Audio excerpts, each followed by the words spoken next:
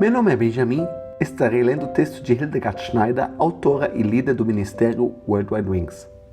O tema de hoje é: aqueles que não se deixem conquistar pela verdade serão conquistados pelo erro.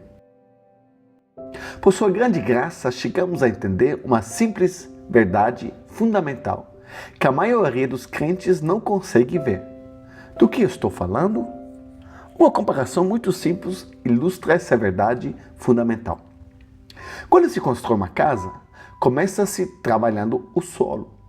Em seguida, constrói-se um alicerce sobre ele e não é mais possível ver o solo por baixo. Mas é claro que o solo ainda está lá. O andar mais baixo é térreo. É então construído sobre a fundação, o que significa que você não pode mais ver a fundação, mas ela ainda está lá. Um primeiro andar é construído sobre o térreo, seguido por um segundo e possivelmente o terceiro andar. Um após o outro é construído sobre o anterior. Sem um terreno preparado, não é possível estabelecer uma fundação, e sem uma fundação sólida, não é possível ter um piso térreo. Se alguém conseguisse arrancar o solo debaixo da casa, ela inteira desabaria. E se você conseguisse retirar cuidadosamente a fundação do piso térreo, a casa inteira entraria em colapso. Cada nível da casa depende do nível abaixo para dar força e estrutura à casa. E é exatamente assim que as alianças de nosso Elohim funcionam. A aliança renovada não existe para substituir uma aliança anterior. A aliança renovada depende de todas as outras alianças anteriores e é o cumprimento de todas as alianças anteriores. Cada aliança se baseia na anterior. As promessas que Elohim fez a Abraão com relação ao seu descendente colocam em movimento um padrão que faz com que a vontade de Elohim seja cumprida em etapas. E o alicerce é a Torá. Esse alicerce foi retirado de debaixo de todos os outros ensinamentos nos últimos milhares de anos e fez com que muitos ensinamentos vacilassem e ajudou a criar alguns ensinamentos obscuros que não correspondem mais ao alicerce. Para manter a comparação, em algum lugar no centro da casa, outro piso estranho foi puxado para dentro e acredita-se que este seja o verdadeiro alicerce. É por isso que Yah também diz em sua palavra: se eu escrevesse minhas leis, minha Torá, em hebraico, 10.000 vezes mais, elas seriam consideradas coisas estranhas. Oséias 8, verso 12. Eles foram considerados estrangeiros naquela época e agora, porque o relacionamento com seu alicerce foi perdido. Eles também perderam seu relacionamento com Yeshua, no sentido de que ele é a Torá viva. E ele diz: não pensem que vim abolir a lei, aqui diz Torá, ou os profetas. Não vim para abolir, mas para cumprir.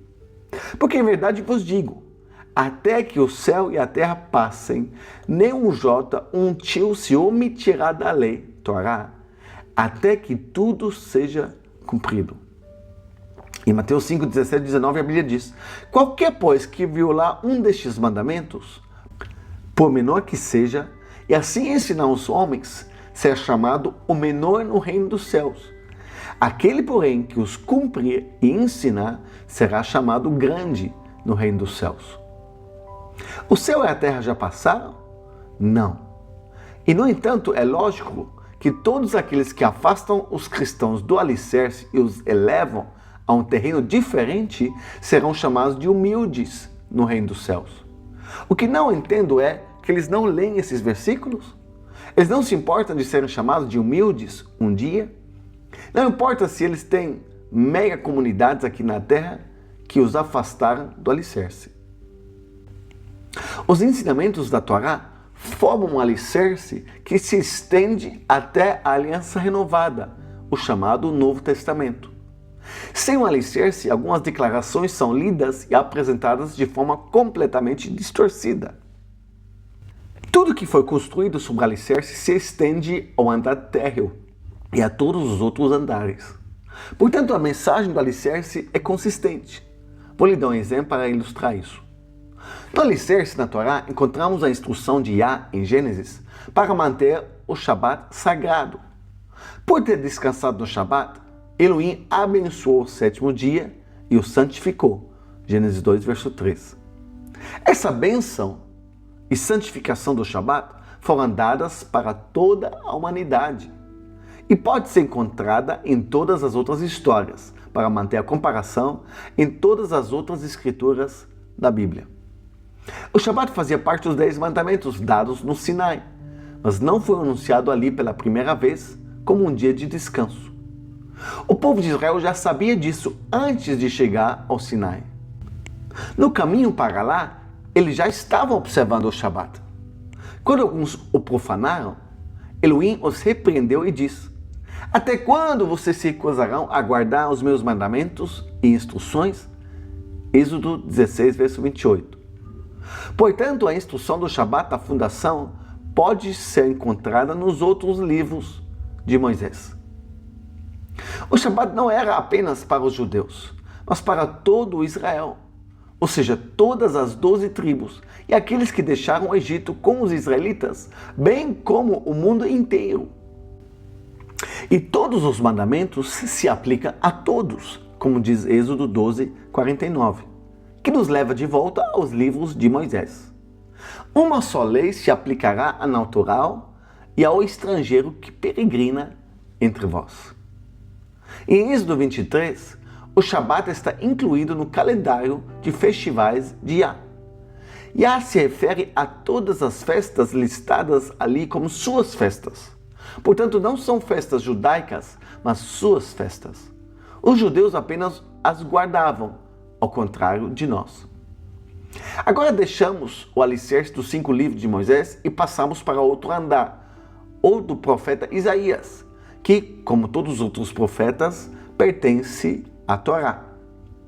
Isaías 58, 13 e 14 diz: se desviares o pé de profanar o Shabat e de cuidar dos teus próprios interesses no meu santo dia, se chamares ao Shabat deleitoso e santo, dia de Yah, digno de honra, e honrares, não seguindo os teus caminhos, não pretendo fazer a tua própria vontade, nem falando palavras vãs, então te deleitarás em Yah.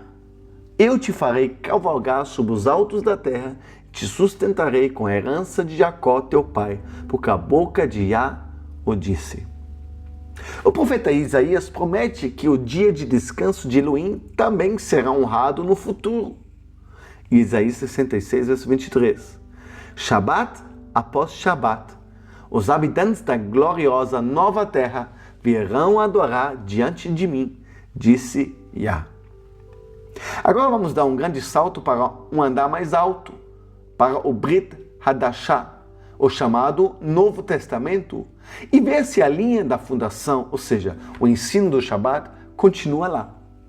É claro que devemos ter em mente que um fundamento diferente foi estabelecido, a saber, um ensino criado pelo homem de que Yeshua ressuscitou dos mortos no domingo e que desde então a santificação do domingo substituiu a santificação do Shabat. A primeira coisa a dizer é que o texto original em grego afirma que Yeshua ressuscitou dos mortos no Shabat. As traduções de que ele ressuscitou dos mortos no domingo são inventadas. Outro conto de fadas é que ele foi crucificado na sexta-feira santa e ressuscitou no domingo, depois de 3 dias. Se você contar 3 noites e 3 dias a partir da sexta-feira santa, chegará à segunda-feira. Até mesmo esse método simples de contagem é uma mentira. Mas o ensinamento do imperador Constantino, que era um adorador do Deus Sol, e portanto a introdução do domingo, teve de ser aceita pelos fiéis. Agora vamos dar uma olhada no que é dito sobre o Shabat na Brit Hadashah. Marcos 1, 21. Eles foram para Cafarnaum e logo no Shabat ele entrou na sinagoga e ensinou. Marcos 6, verso 2. E quando chegou o Shabat, ele começou a ensinar na sinagoga. Marcos 15, 42 ao 16, verso 2. E quando já era tarde, e porque era o dia da preparação, isto é, o dia antes do Shabat, José de Arimateia, um conselheiro respeitado, que também estava esperando o reino de Deus, veio e foi até Pilatos e pediu o corpo de Jesus. Comprou um pano de linho, levou-o para baixo, envolveu-o no pano e o depositou no sepulcro.